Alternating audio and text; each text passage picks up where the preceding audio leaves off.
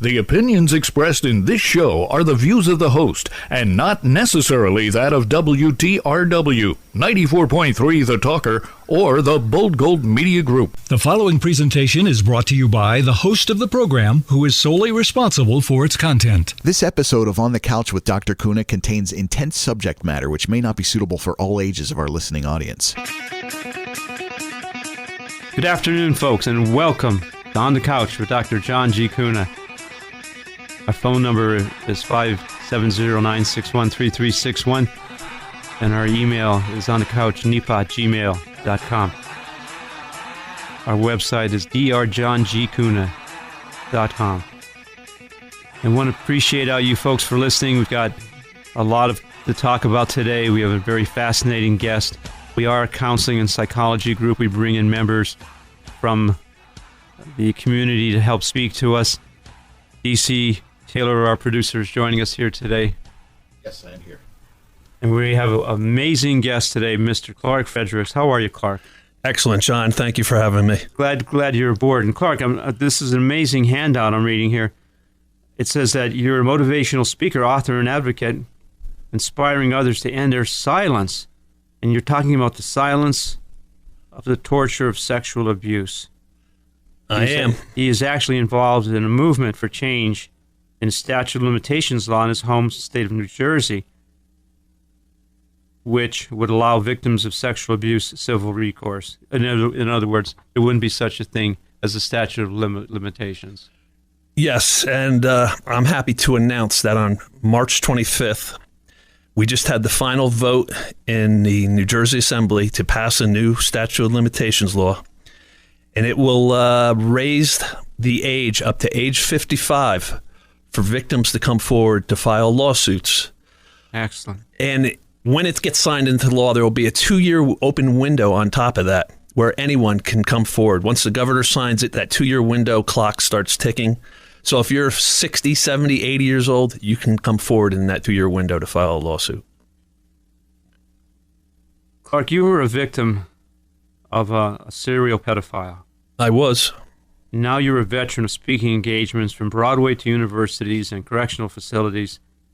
You recently completed writing your memoir about your life entitled A Hole in My Soul. Yes. Clark, why don't you take the audience and tell us some of the things you were telling us before we went on the air. What happened? John, from my earliest memory, a lieutenant in the local sheriff's department, as well as the town Boy Scout leader in the town of Stillwater where I'm from. My earliest age, he was always around our family, always around our house. I had an older sibling, 6 years older, who was in the Boy Scouts, as well as a next-door neighbor who was like a brother to me, who was 6 years older, and he was in the Boy Scouts. And from their involvement, befriended our family. Right. Now, when I tell you he was an extension of our family, he hunted with us. He came over for Christmas and drank eggnog. My father and mother owned a restaurant and put on big Sunday night meals. He was there every Sunday night. Right. This guy was basically a member of our family. Yeah. And I looked up to him. He was a lieutenant in the sheriff's department. Who more could I trust than him? Right, right. And when I became older, he put his arm around me and insisted that I join the Boy Scouts. And he told me he was going to mentor me. His mentoring soon gave way to molesting. Yeah. And at age 12, this animal put me in a bear hug from behind. I couldn't move my arms. And he raped me. And as he's raping me, I'm screaming out in pain. And he's whispering in my ear, just another minute. This man was a psychopath. He was a predator. He was a child molester. Yeah. And he destroyed my childhood. Yeah. He destroyed my trust. And I grew up as an altar boy in the Episcopal Church. Right. And he destroyed my faith.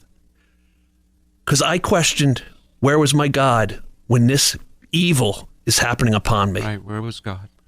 Back then, they made it sound like God was a sovereign God in charge of everything in your life. Mm-hmm. You do good, good things will happen to you. You step out of line, bad things will happen. Well, I had done good, and yet this evil happened upon me. And I couldn't understand at that age where my God was. Right. So I went through life angry at God. I went through life sabotaging all my close relationships. Yep. Yeah. I went through life. I had Full of anger. full of anger, which I kept inside. Yeah. And the biggest regret I have is holding that secret inside. Right. My father, within 1 year of that rape, sat me down on my bed. Rumors swirled around our town that this guy who was a lieutenant in the local jail was taking inmates home to his house to mentor them upon their release, and he was raping them. And my father sat me down and questioned, did Dennis Pegg ever touch you? And the next words out of my mouth were my biggest regret in life. I said, no, Dad, he never touched me. Right. My mind, in So order ashamed. to, filled with shame, filled with hate, self-hatred, in my mind to protect me, said, we can't talk about this. We just have to bury it. Talking about it is reliving it, and we do not want to relive it. And that's what I thought I could do. Right. Right. And all it did was lead me down one wrong path after another. What happened? Almost instantly, I started smoking marijuana. Within 3 months of that rape at age 12, I started smoking marijuana on a regular basis. I was an extremely smart kid and athletic, and yet I abandoned the athletic. I abandoned my studies. I was happy just to get a C. I began drinking heavily in high school. It carried over into college. I was an excellent, don't be fooled now. I was an excellent college student. I'm listening. I was popular. My professors loved me. When I was ready to graduate, one of my professors recommended me to several Fortune 500 companies. They called me. I blew them all off. And I wasted my 20s just pursuing women. My mind told me I had this inferiority complex. Yeah. And my mind told me, if you sleep with enough women, you'll feel like a man and it'll solve all your problems. Right. Right. So that was my quest in my 20s, was just sleep with women. And it left me, when I went to 30s, feeling empty. And I needed something else. I needed something new to squash all this pain I felt inside. And I found that in gambling. Okay. I took a first trip to Atlantic City. I won a couple thousand, and that was it. I was off to the races. Stepping into that casino was like a protective bubble. My problems stayed at the door, and it was just me, the cards, the money, the drinks, the cocktail waitresses. I loved it. Right. Right. And I spent the next 6 years on an incredible run in the casinos, to be honest with you. And someone came to me that they were starting the sports bet. And I thought this was great. Now, instead of having to wait for the weekends to go to the casino, I could sports bet from home just by making a phone call. Right. Within 6 months, I lost everything and was bankrupt. Wow. From there, I went into my 40s. Right. And when I hit my 40s, I fell into the deepest depression. I have since come to learn that those who have been abused suffer from PTSD. Right. And I was never treated for it. And you can live long stretches of your life relatively fine with PTSD, and then something can trigger it. Right. And in my 40s, something triggered it, and I fell into the deepest depression. It was like every day just to swing my legs out of bed and go to work was like climbing Mount Everest. That's what it felt like every single day. Yeah. Yeah. Imagine that's what you have to do every day. That level of depression. That level. It was a heavy, wet blanket on top of me that I just couldn't get out from under. Right. And not knowing how to combat it, I started breaking through the boundaries I had set in my life. Going back to when I began smoking marijuana at 12, I started breaking through boundaries. And negative influences started piling up in my life. And over the course now of almost 2 decades, I've been consistently breaking through my boundaries. Right, right. And here I am with this deep depression, not knowing how to combat it, not having any skills, not willing to address my issues, not willing to address my secret. So I began drinking before work, something that I would never have done. Right. I saw a doctor for a herniated disc. My brother and I were involved in tire automotive centers we had. Mm-hmm. And I had worked on truck tires and backhoe tires and loader tires my whole life. And I had a herniated disc. And the doctor prescribed me Vicodin. Mm. And I felt like Superman on those things. Mm. And when he wouldn't prescribe me anymore, I simply went on the street to find him. And thus began a 6-year-long pain pill addiction. Mm. So I'm drinking before work. I've got this pain pill addiction. I'm severely depressed. And now, just to get through my days, I begin using some cocaine. Wow. Thinking that'll give me the energy to overcome the depression. Mm-hmm. And that's how I went for years with this depression, with cocaine, with pain pills, drinking. And one day, after work, I'm in a deli to get a cup of coffee. And I hear the front door of the deli open, and I look up, and it's my rapist. Oh. And he comes walking in and sees me. Now, this wasn't the first time since he raped me. It's a small town. Right. I had seen him, passed him here and there over the years. It had been years since I've seen him, though. He sees me and yells out to me, "Hey, Clark!" Like we're best friends. Right. This is a childhood rape victim of his. Right. He has no shame at all. Not a care in the world.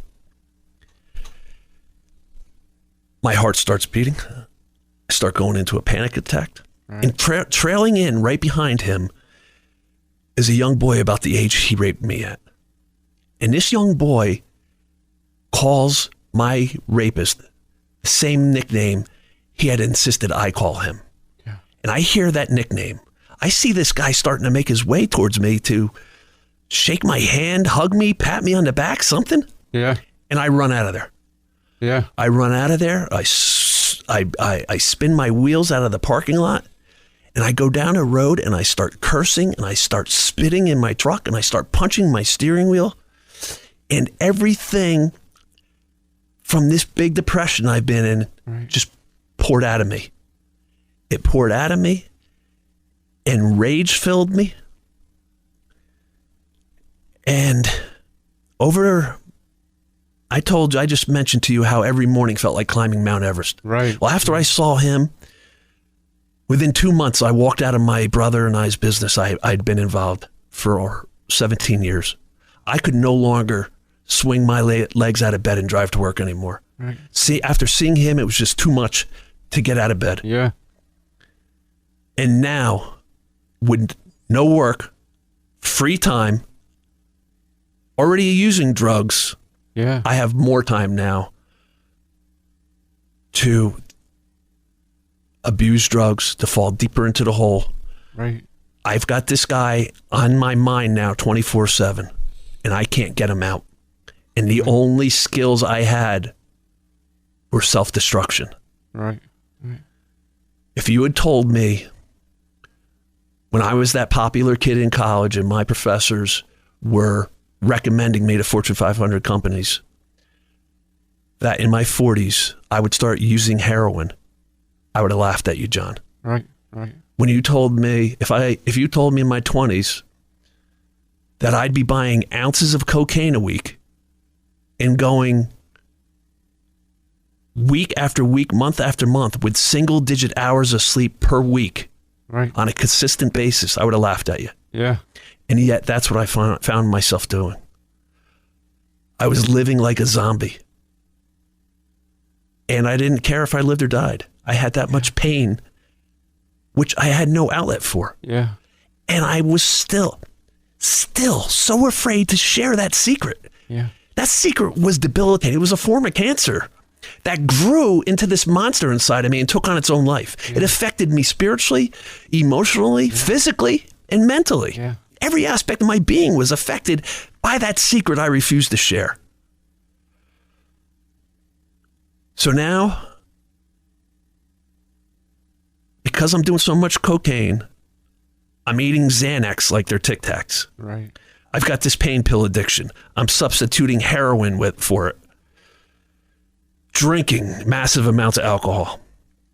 Blowing through every single boundary I had set for my life. Right. Doing things I never envisioned myself doing. Right. Not even knowing who I was anymore. And I wake up on the morning of June 12th, 2012, with no boundaries left in my life. Right. And maybe someone in your audience is thinking right now, wow, that sounds like a liberating place to be. Yeah. That is the most scariest place to be. Right. Because now, even such a thing as murder is not out of my realm of possibilities. Right. Right. Anything and everything is on the table for me now. Right. I got up that morning. I did a big line of cocaine before I even went to the bathroom. After the bathroom, I poured a glass of wine. I came back to my bedroom. I put on the TV, and it was the start of the Jerry Sandusky molestation trial. I began cursing at the TV. I began spitting on my floor. And suddenly, I could hardly breathe. It was like the walls were pushing all the air out of the room. Right. And at this point in my life, I was avoiding friends, avoiding family, just happy to be staying in my house alone doing drugs. But that day, not being able to breathe, I had to get out of there. I was suffocating in my bedroom. Right. Right. And I left. Some friends had asked me to go to lunch, and I went to lunch with them. And I spent the day out drinking, doing cocaine, popping Xanax. And later that night, I had run into someone I had a business dealing with where I lost a good amount of money with him, $50,000. And I ran into that guy that night. First time I'd seen him since the deal went sour. And I had a friend coming to my house who owed me some money, who was going to pay off the money by staining my house. And that's how he was going to pay it off. And he wanted to drop off the equipment that night. And I told him about seeing this guy. We sat down at my table with a bottle of wine. I laid out a couple lines of cocaine. I told him about seeing this guy who burned me on the $50,000. And my friend said to me, that guy's got to be number one on your hit list. Right. And I was so beaten down from the way I'd been living. Before I could even stop myself, the next words just flew out of my mouth. No, he's number two. The guy who raped me as a child is number one. Yeah. And there, for the first time in my life, my secret is revealed. Right there. Right there. My friend looks at me in disbelief. He asks if I'm messing with him. I said, does it look like I'm messing with you, bro? He asked me who the guy is. I told him he was my Boy Scout leader. He asked where he lived. I said he lives a couple miles. He used to live a couple miles from here. Yeah. And his next words were, let's go see him. Let's go get him. And let's go see him. Let's go get him sounded magical to me. Yeah. It sounded perfect. And we didn't sit at that table and hem and haw over what let's go see him, let's go get him meant. This guy was a gun fanatic. Gun fanatic. And I said, we should take something to arm ourselves with. I gave him a kitchen knife, and I went under my bed and got my hunting knife that at age 10, my rapist taught me to sharpen. He bought me for Christmas that year a stone sharpening kit, and he spent hours teaching me how to get the perfect blade on my hunting knife. And from that age forward, I always kept that knife perfectly sharpened. And that's the knife I grabbed to go to his house with. All right. We drove the couple miles to his house. We parked at the bottom of his driveway. I said, I don't even know if this guy still lives here. You wait here. Let me run up and see. I ran up to his house. His front door was open. His screen door was shut. His storm door. Yeah. I looked in, and it was like looking into the lair of the devil. There he sat watching TV. Right there. right there. My heart started racing. I spit on his driveway. I cursed under my breath. I ran back to my friend's van. I said, he's there. We grabbed the 2 knives. We went running up to the house. And what happened next is what set me off.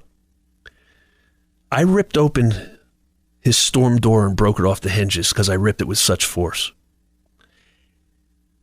He looked over his shoulder. It's 9:30 at night. A rape victim of his just ripped open his storm door. And he looks over his shoulder and casually says to me, "Hey, how are you?" And that seemed like the most bizarre thing in the world. I said, "Hey, how am I? Screw you." And I charged across his living room, and a fight to the death ensued. And when it was over, he lied on his floor dead from me stabbing him. Right. The next day, I woke up in bed and I said to myself, what the hell have you done, Clark? Yeah. What have you gone and done? You just flushed your life down the toilet, bro. Yeah. Your life is over. And my mind, which had control of me like a vice, which refused my whole life to share this secret, which could have avoided all of this, said to me, if we get some drugs and alcohol in our system, we can figure out how to get out from under this. Yeah. Yeah. I said, I agree. I yelled out to my bedroom like a lunatic, I agree. And I went out to get a glass of wine, and there was armed police surrounding my house. I chugged my glass of wine. I poured another glass. I went out to the back to look out the back, and they were hiding behind the trees out back. Right. I said, wow, that didn't take long. Out of, over a loudspeaker, a voice boomed out, Mr. Fredericks, come out of your house with your hand up. I chugged a second glass of wine down. And as I went walking to my front door, I said to God, please, God, let one of these guys take me down when I step out onto my front porch. Let's be over with this nonsense right here and now. Let one of these guys have an itchy trigger finger, and when I step out, it's over and done with. I took a deep breath. I stepped out onto my front porch. I closed my eyes, and I sat there waiting.